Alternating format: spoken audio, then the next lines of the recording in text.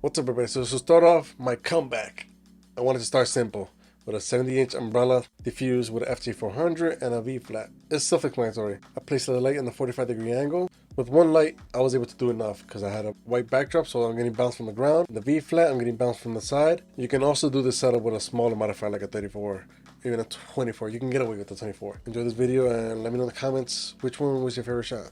Don't forget to like, follow, give Tracy Diaz, the model in this video, a follow. I've been trying to shoot with this model for a long time, but then COVID happened and shut down for almost 2 years. She's the beast at what she does. So if you're in the New York, Jersey area, definitely book her for your work. I'll link her Instagram in the description down below, and everything that I use for this shoot is down below. Stay tuned for the next one, and see ya.